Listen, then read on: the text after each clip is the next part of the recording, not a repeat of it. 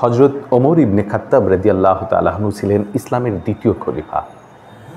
আমরা সবাই তাকে কঠোর, ন্যায়পরায়ণ এবং দৃঢ়চেতা মানুষ হিসেবে জানি। কিন্তু আশ্চর্যের ব্যাপার হলো তিনি ছিলেন রসিকতা প্রিয়। আজ আমরা জানাবো ওমর রাদিয়াল্লাহু তাআলা আনহু এর কঠোরতা ও হাস্যরসের অনন্য মিশ্রণ।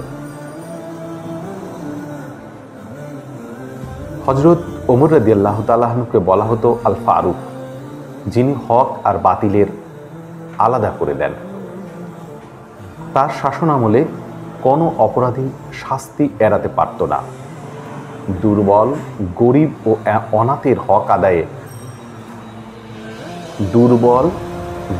ও অনাথের হক আদায় করতে তিনি সর্বদা কঠোর ছিলেন। তিনি নিজ হাতে অনেক অন্যায়কারীকে শাস্তি দিয়েছেন। তার কঠোরতার কারণে শত্রুরাও ভয় কাঁপত।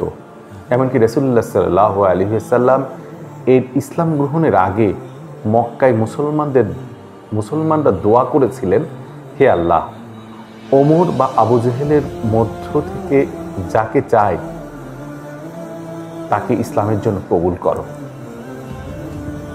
আল্লাহ ওমর রাদিয়াল্লাহু তাআলা আনহুকে কবুল করেছিলেন। কঠোরতার পাশাপাশি তিনি ছিলেন অত্যন্ত হাস্যরসিক। সাহাবারা বলেছেন, আমরা ওমর রাদিয়াল্লাহু তাআলা আনহুকে দেখেছি মাঝে মাঝে মজার কথা বলে সবাইকে হাসাতেন। এমনই একটি ঘটনা হলো, একবার একজন মানুষ এসে বলল, হে আমিরুল মুমিনিন, আমি বৃদ্ধ হয়ে গেছি, আমি বিয়ে করতে চাই না। হযরত ওমর রাদিয়াল্লাহু তাআলা আনহু মুস্কি হেসে বললেন, তুমি যদি বিয়ে না করো তবে কে তোমার নাতি নাতনিদের দেখবে? এ কথা শুনে সবাই হেসে ওঠে। আরেকবার এক লোক মিথ্যা অজুহাত দিতে চাইল।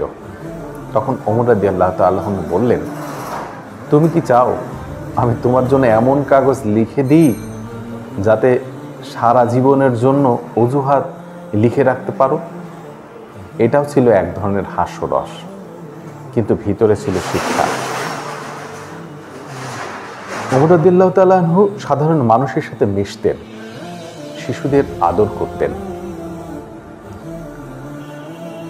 হযরত ওমর রাদিয়াল্লাহু তাআলা আনহু এর জীবনের কঠোরতা মানে নিষ্ঠুরতা ছিল না, বরং অন্যায়ের ক্ষেত্রে তিনি ছিলেন কঠোর, কিন্তু সাধারণ মানুষের মাঝে তিনি ছিলেন সহজ সরল মজার মানুষ।